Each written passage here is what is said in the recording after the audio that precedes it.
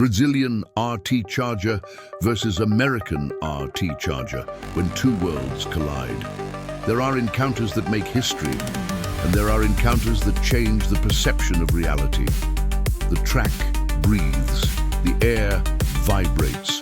It's as if the entire scene is holding its breath. On one side, the Brazilian Charger RT, imposing, elegant, with the posture of someone carrying decades of respect on four wheels. On the other, the American Charger RT, wide as a wall, heavy as a threat, colossal as a monster. Two cars, a name, but none of them speak the same language. When the light turns on, the duel begins. The Charger BR, the king who was born to rule home. The Brazilian Charger is not intimidating due to its brute strength. He intimidates with his posture. The 318 V8 packs smooth, but it is not meekness, it's trust. It's the snort of a horse that knows exactly what it can do, that you don't need to shout to be respected. Here in Brazil, when he passed by, even those who didn't understand cars knew it was serious. The interior, it wasn't a luxury of decoration. It was power. Individual seats that hug the driver, wood on the panel as a control cabin, circular clock saying, "I was born complete," and that expensive car perfume that confused a garage with a living room. The Charger BR was not born to hunt, but if you poked him, he would go after it. He dominated avenues, meetings, nightclub doors, gas station queues. It was the car that everyone respected and some avoided. On the Brazilian track, he was not a prince. He was crowned king. But when the game changes continents, the crown weighs different. The American Charger, the gladiator that doesn't fit in one country. Now take a deep breath, partner, because this one, it's not just a car. It is an entity. The American Charger occupies the entire frame. He doesn't appear, he invades. The B-body is so big, which seems like Chrysler wanted to prove a point. Muscle cars are not about size, it's excess. The 440 Magnum breathes heavily. He looks asthmatic, but it's just accumulated anger. And when you exhale, it's like thunder catching the throat before pouring into the sky. The American Charger was not created. He was triggered. And it's the car that Hollywood uses when it wants to represent power. It's the car that ran away from the police, and the police gave up. It's the car that became the Mustang's natural enemy. It's the car that became a myth, even before it became a movie. Before talking about speed, we need to talk about presence. The 1968-69 American Charger wasn't just a car. He was Chrysler's answer to a country that wanted exaggeration, noise and fear in the same package. While here in Brazil, the Charger was born to be the pinnacle of luxury.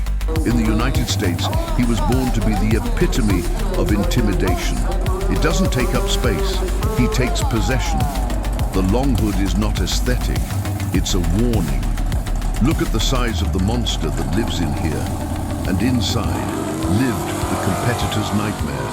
The V8 440 Magnum, a 7.2-liter block that seemed made of pure compressed rage. It's not just about power, although that is obscene. It's not just about torque, although it pushes like a locomotive in heat. It's about purpose. The Chrysler 440 was not made to be driven on the street. It was made to end the street. It had aggressive control, torque Flight A transmission, 727, the most resistant automatic transmission at the time, and differential designed to withstand real hits. It wasn't a passenger engine, it was an engine of war. On American roads, the Charger became a legend for a simple reason. Whoever tried to chest, suffered. Mustang, it was small. Camaro, there was a lot of respect. GTO, I had to choose very carefully when to call for a fight. And when Hollywood came, that's when myth became religion. The car jumped the hill in Bullet. He stole the scene in Dukes of Hazzard. And it became a symbol of American culture of excess, mechanical violence, and wild freedom. The American Charger wasn't just strong. He felt wrong. So right, it was too big, too powerful, too exaggerated, and that's exactly what made him perfect. While Brazil was making cars for the road, Detroit made weapons for the track. Just so you can feel the weight. The American Charger was not designed to walk. It was designed to crush. He was so wide that the police said that when he occupied one lane, there was only fear in the other. While Brazil was dreaming about sports, the United States was busy creating walking intimidation. The first start, the Brazilian dream. The light goes up, the silence cuts. The Brazilian sits lower, warm up the 318, feel alive. The American barely moves, just watch. And that's where the dream begins. The BR starts smooth, beautiful, responsible. He shows soul, show courage. For a few meters, Brazil finds hope. The American remains calm, holding, measuring, calculating. And the public thinks, hey, this is going to be good. But it won't, and it's not even the worst. And there is a detail that many people ignore. And he is the one who makes this comparison even too polite.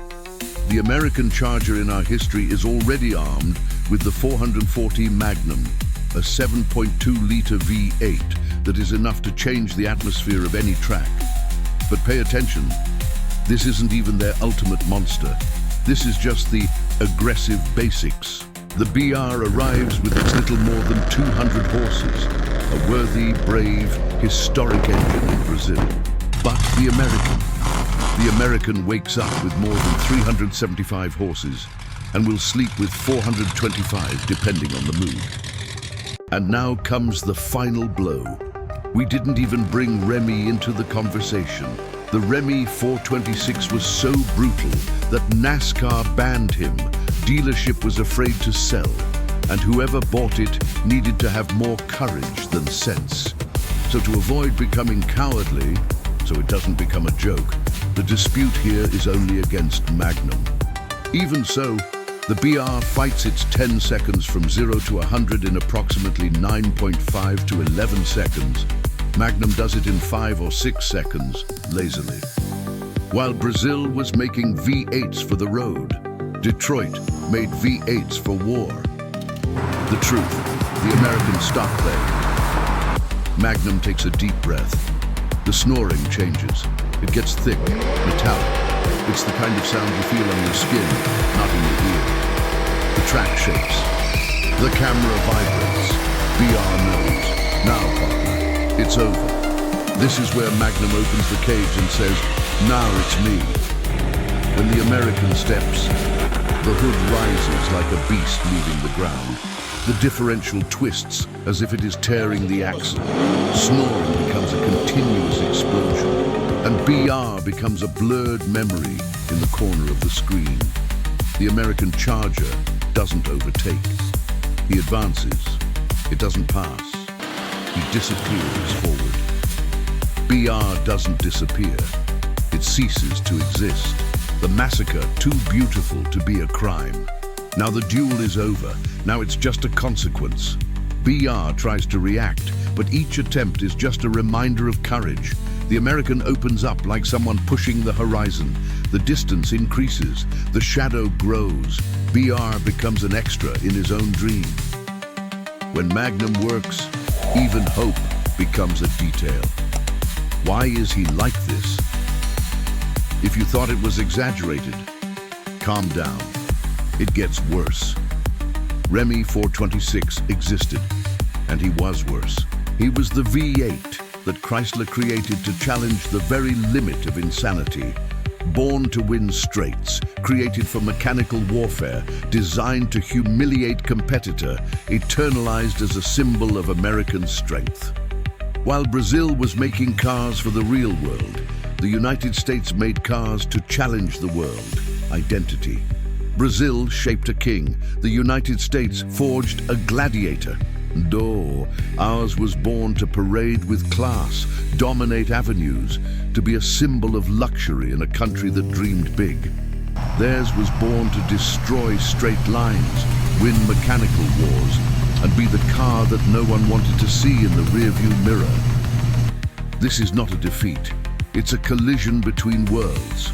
When Magnum steps, there is no comparison, there is no balance, there is no hope. The Charger BR didn't lose, he just doesn't belong in the same jungle. The lesson from asphalt. Today we didn't watch a race, we watched physics winning over will. The Charger BR did what it could. It did beautifully, made history, but the American, he doesn't dispute, he imposes. Which roar speaks loudest in your chest? That of the Brazilian king or that of the American gladiator? Leave a like, partner. Subscribe to the channel, activate the bell. Because here, the truth accelerates. The dodge doesn't fail. And at the wheel of history, everything is resolved, Namara, with Opala.